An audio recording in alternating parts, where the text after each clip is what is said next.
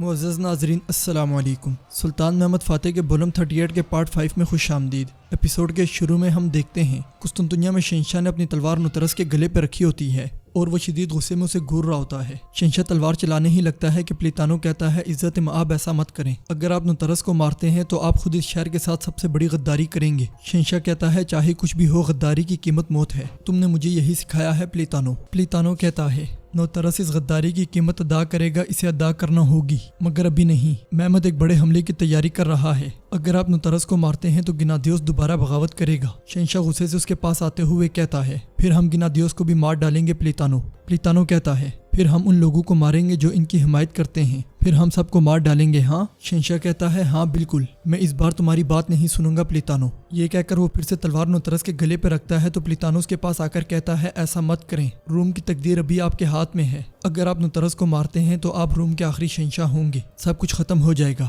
اگر آپ اسے زندہ رہنے دیتے ہیں تو آپ تاریخ میں روم کے عظیم شہنشاہ بنیں گے، سب کچھ آپ کے ہاتھ میں ہے، انتخاب خود کریں۔ یہ کہتے ساتھی پلیتانو وہاں سے چلا جاتا ہے۔ شہنشاہ اپنے غصے کو ضبط کرتے ہوئے نوترس کے گلے سے تلوار ہٹا دیتا ہے، پھر اسے پکڑ کر اپنا منہ اس کے کان کے قریب کرتے ہوئے کہتا ہے نوترس اب سے تم کوئی میگا ڈیوک نہیں ہو، میں روم کے نام پر تمہاری دولت ضبط کر رہا ہوں، میرا شہر چھوڑ دو، مگر جان لو کہ تم رومی تاریخ کے سب سے بدصورت اور نفرت انگیز میگا ڈیوک ہوگے، دفع ہو جاؤ اب یہاں سے۔ یہ کہتے ساتھی شہنشاہ اسے زمین پہ پھینک دیتا ہے۔ نوترس اٹھتا ہے، شہنشاہ کی طرف دیکھتا ہے اور وہاں سے چلا جاتا ہے۔ دوسری طرف سلطان کی فوج قسطنطنیہ پر مسلسل بمباری کر رہی ہوتی ہے۔ سروجہ اسحاق سے کہتا ہے میرے پاشا شاہی توپ گولا پھینکنے کے لیے تیار ہے۔ اسحاق کہتا ہے ہم انتظار کریں گے سروجہ، ہم انتظار کریں گے، ہم مکمل طور پر حملہ کرنا شروع کر دیں گے۔ جندارلی، دوغان، بالی بے وہ کہاں ہیں؟ سروجہ کیا آپ نے انہیں قرارگاہ میں دیکھا ہے؟ سروجہ کہتا ہے میں نے انہیں بہت دنوں سے نہیں دیکھا میرے پاشا۔ اسحاق کہتا ہے کیونکہ ہر کوئی اپنی تقدیر کا دروازہ خود ہی دھکیلتا ہے، ہم ہر طرف سے قسطنطنیہ میں داخل ہوں گے اور کالاگروس دروازے پر حملہ کریں گے۔ سروجہ پوچھتا ہے ہم شاہی توپ کا بر کیسے استعمال کریں گے؟ سروجہ کی بات سن کر اسحاق کہتا ہے میری طرف سے خبر کا انتظار کرو سروجہ، باقی کی فکر نہ کرو۔ ناظرین اس کے بعد ہم دیکھتے ہیں ویٹیکن میں کارڈینل پوپ سے کہتا ہے خط واضح طور پر یہ ظاہر کرتا ہے کہ قسطنطینوس ہمارے ہاتھ میں آ گیا ہے۔ اس پر پوپ کہتا ہے قسطنطنیہ بھی محمد کے ہاتھ میں چلا گیا ہے۔ وہاں موجود ان کا ساتھی کہتا ہے آرتھوڈوکس کس جہنم میں جا سکتا ہے، ہم روم کے زیور آیا صوفیہ کو اس کی قسمت پر نہیں چھوڑ سکتے۔ کارڈینل کہتا ہے ہم روم کو پتال میں نہیں ڈال سکتے۔ جواباً اس کا ساتھی کہتا ہے ہنگری والے حملے کی خبروں کا انتظار کر رہے ہیں،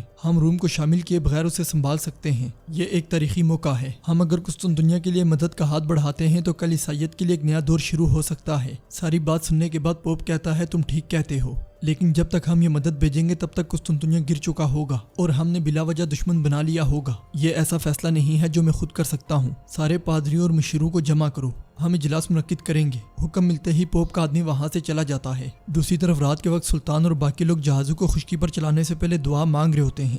دعا کے بعد زگنوس پاشا سلطان سے کہتے ہیں میرے سلطان سب کچھ تیار ہے، اگر آپ ہمیں اجازت دیں تو ہم سوراخ کر کے انہیں خلیج تک لے جانے کا راستہ بنا سکتے ہیں۔ زگنوس پاشا کی بات سن کر سلطان خوش ہوتے ہوئے ہاں میں سرے لاتے ہیں، پھر سپاہیوں سے کہتے ہیں میرے شیروں، میرے بہادروں، سلطنت عثمانیہ کے عظیم بہادروں، جس طرح آپ نے یہاں ایک رات میں یہ گلیاں بنائی ہیں، خدا کے حکم سے تم انہیں زمین پر منتقل کرنے میں بھی کامیاب ہو جاؤ گے، مجھے تم پر بھروسہ ہے۔ مسلمان جب اللہ پر بھروسہ کرتے ہیں تو ناممکن بھی ممکن ہو جاتا ہے۔ خدا پر بھروسہ کرنے کے بعد جو 40 سالوں میں نہیں ہو سکتا وہ صرف ایک رات میں ہو سکتا ہے۔ خدا کے حکم سے کلہاڑی اٹھاؤ اور پیغمبر صلی اللہ علیہ وآلہ وسلم کی بشارت پوری کرنے کے لیے ہمت سے انہیں گرا ڈالو۔ یہ سن کر سپاہی جوش و خروش سے سلطان محمد زندہ آباد، سلطان محمد زندہ آباد کے نعرے بلند کرتے ہیں، پھر تیزی سے آگے بڑھ کر کام کاج میں مصروف ہو جاتے ہیں۔ بعض سپاہی بادبان کھولتے ہیں، بعض جہازوں کو رسیاں باندھنے لگ جاتے ہیں، بعض سپاہی جہازوں کو چلانے کے لیے بڑی بڑی لکڑیوں کو تیل لگا رہے ہوتے ہیں۔ یہ سب دیکھتے ہوئے زگنوس پاشا کہتے ہیں ہم اگر اسی طرح کام کرتے رہے تو صبح کی نماز سے پہلے ختم ہو جائے گا۔ سلطان کہتے ہیں اسے ختم ہونا چاہیے لالا،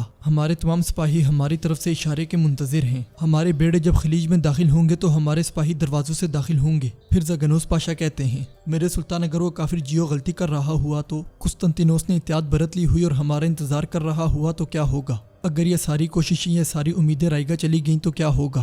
گلاٹا میں جیو اپنے ساتھیوں کے ساتھ بلندی پر کھڑا ہوتا ہے۔ جیو کا ساتھی سامنے کی جانب دیکھتے ہوئے کہتا ہے یہ کیا ہے؟ اس پر جیو کہتا ہے کیا تم ڈرتے ہو؟ جواباً اس کا ساتھی کہتا ہے یہ ڈر نہیں ہے، میں حیران ہوں کہ کیا ہم نے قسطنطینوس کو یہ نہ بتا کر صحیح کام کیا ہے یا غلط کام کیا ہے۔ جیو کہتا ہے محمد نے درجنوں جہاز بنائے ہیں، وہ اب انہیں زمین سے خلیج تک لے جائے گا، ہماری وجہ سے محمد کے منصوبے برباد ہو جاتے تو تمہارے خیال میں کیا ہوتا؟ میں تمہیں بتاتا ہوں، محمد ہم سے اس کا حساب لیتا، شاید ہمارے پاس آخر میں کوئی شہر نہ ہو، लेकिन महमद तमाम ईसाई रियासतों से हमारी हिफाजत कर सकता है, मगर यहाँ तक कि अगर तमाम ईसाई रियासतें मुत्तहिद हो जाएं तो भी वो इतनी मजबूत नहीं होंगी कि हमें महमद से बचा सकें। उधर ज़गनोस पाशा सुल्तान से कहते हैं, मेरे सुल्तान में परेशान हूँ, मेरा ख्याल है कि हम काफिरों पर भरोसा नहीं कर सकते। सुल्तान कहते हैं, जियो जिंदगी और मौत के दरमियान लटका हुआ है लाला, वो अब अपनी तरफ का इंतखाब करेगा। ज़गनोस पाशा पूछते हैं, मेरे सुल्तान क्या वो हमारी तरफ होगा? जवाबन सुल्तान कहते हैं, दुनिया जानती है कि जो हमारे साथ हैं वो आबाद होंगे, जो हमारे दुश्मन हैं वो हलाक होंगे। हमारी तलवारें इंसाफ के लिए उठती हैं, लेकिन ये हमारे दुश्मनों पर रहम नहीं करती। दूसरी तरफ तलमश और सल्तोक अपने दीगर साथियों के साथ पानी की गुजरगाह से आगे बढ़ रहे होते हैं।